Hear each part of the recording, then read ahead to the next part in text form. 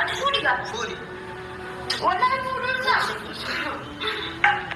إيش خلوني فولي هاي وداني مرة فولا فولي فولي فولي فولي وداني فولا فولي إنسان فولي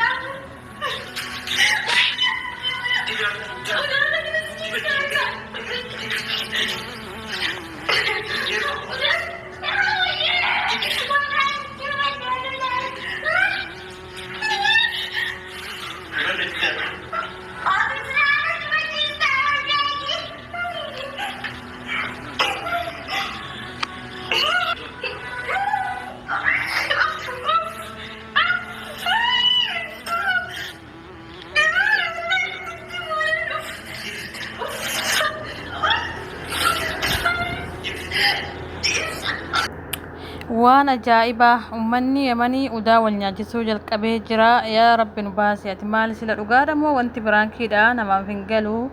assalaamu alaikum warahmatullaahi wabarakaatu. ashamaa harka fuunee hordoftoonni koo baga jiraatan isin jecha viidiyoo kana asumaan laayik sheer gochaa akkasuma warroonni maatiin aan ta'eef maatiin haa ta'an jecha dhugaa rabbi ibsa jaartii isaa afaan illee jechuun natti ulfaata garuu argitan jedhee viidiyoo irratti ilaala nyaattu malee jedhee mana fincaanii yookaan sheenti beetii fidee akkuma viidiyoo irratti agartan kana ka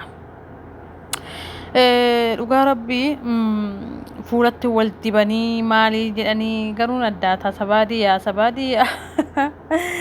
sabaadii yaa lixii yookaan isa bukoodhamu sanii kajaraa kana maatiin adda ta'eere sagaaraani garuu a'uuzi billaahi harka saniin deemanii waa nyaatammoo akkam akki isaanii baqqaa'anii dhugaa rabbi baay'ee nama jibbiisa yani waan babbareeda jechuutu barbaachisa. maaltu sagaaraa isaan fidee mana fincaanii isaan fidee harkaan qabdee deebitara san ittiin nyaatti moo akkam gooti ana garuu yaaddoodha. fuula fa'aa ofitti dibanii haa inni sabaadii yookiin baadus ta'u inni garuu hammaama keessa yookaan bakka teessumaa namni taa'ee itti fayyadamu san keessa harkaan qabanii fuula kanatti of dibanii kaan of godhanii yaa rabbi maali kun hundi kana hunda gana maraachuun maaliif biwoo arganne dhaniiti moo maal ijoollee kana kun dhugaa rabbi baay'ee nama dabbara. mucattiin ammoo waa gowwasiidha maaliif gaafa turaa isa balleesse jennee miree amma maal gochuutti deebi'ee kaa'ii akkas ta'ii maalii ta'ii nam tokko yoo walii galteen qabaanne wal dhiisuudha wal jalaa fuudha malee akkana ilmoon dhiiraa ammoo dubartii akkana gochuun shaggaa miti maaliif bakka karaas hin barbaadu jetteen dhiisuu qaba bakka karaas yani agana gocha ganaa walirra raawwatuun hammaama keessa wal deemanii waan hin taane walitti dibuu wal nyaachisuun walitti dheekkamuun kuni waan barumsarraa waa baratan fiduu qaban malee waan namni irraa barumsa argaa namas jibbisu waan nama guuru yookiin nama haqqisiisu nama afoo fidanii waraabuun shaggaa miti.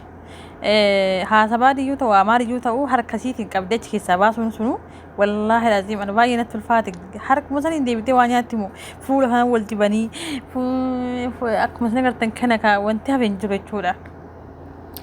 isa kana deebi'anii jiraatanii nama ta'anii akkamitti akkii akkam yaani birrii jedhanii waan akkanaa dalaguun ammoo shaggaa miti waan ija namaatti illee hin tolle waan argaa namaatti illee hin tolle dalaguun shaggaa miti waan nafi ani illee soo biraan kinamu yookaan waan nafi ani soo hojjetan garuu rakkoon qabu laakiin waan akkana kana fidanii hammaama keessa deemanii udaa wal nyaachifna maaliidha maqasiyyoodha jedhanii jechuudha walitti eekaman jechuudha. kuni hin barbaachisu akkasuma haadha mana isaati wallolan karaasiin siin barbaadu geette giddiidha nafaan galii giddiidha maaliina godhiin ammoo dubartii hunda irra laallatu jecha gamichaa ammoo taqittee dhiiraatti dhugaa rabbii dhiira lama sadii deebite akkasitti rukuttu akkasitti jaffartu akkasitti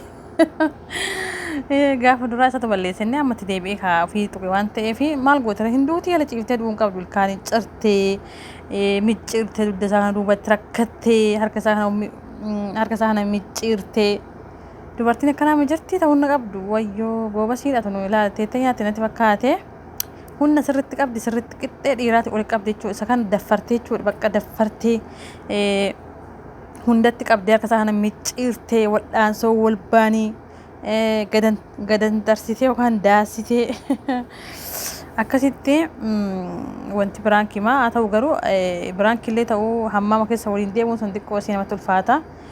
Kuffiftee lafaan dhooftee bar mucaa dhiiraa kuffiftee lafaan dhooftee jechuudha.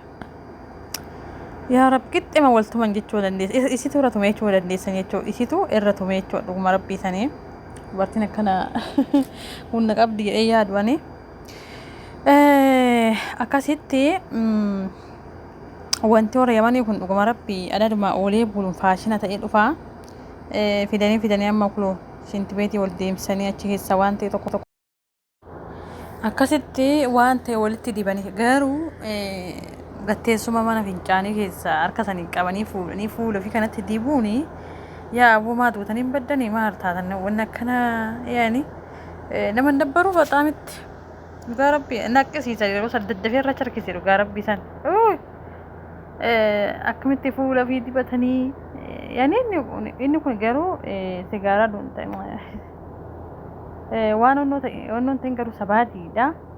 Sabaadii ta'e yaani mitiqaa ta'e hedduu sanii garuu bakka sanii harka isiitiin qabdee bakka sanii fuutee fuula isaatitti dibdee ergasiin illee fuula isaatitti fuula isheetitti rigee waan bakka sanii fuudha harka ofiitiin qaqqabanii gana afaan keessa seenuu danda'anii kan hunda jaarsaaf jaartiidha garuu jarri lamaan ogummaa fi illee yoo ta'e waan akkanaa kuni shaggaa miti dhugaa rabbisanii. Maaliif yaani wanti biraa hime jiraame wanti biraan kii namaan go'anis wanti yuutubattiin guddifatanis wanti biyyuu ittiin baay'ifatan yaani inni jira jechuudha. Waan akkanaa kana shaggaa miti jechuudha. Amma jedhan jaarsaaf jaartiin adda xilaatuma mana wajjin galtee jechuudha. Walumaa galatti xilaata sanitu waliin galaa jechuudha. Gaafa walii gadi baanii waan akkanaa kana wal godhan jechuudha. Waan akkanaa kana wal godhanii argitanii.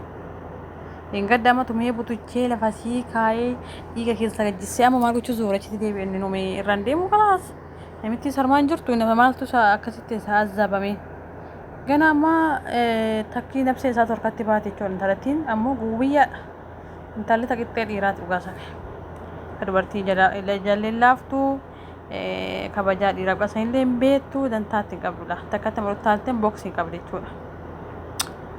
Akkanatti bulu jaarsaaf jaartii tanii waliin jiraatan jechuu turaan wayyoo yoo jarri dura wajjin taphata yoo yeroo baay'ee maal jedhan kana wal jaalatan si'adha.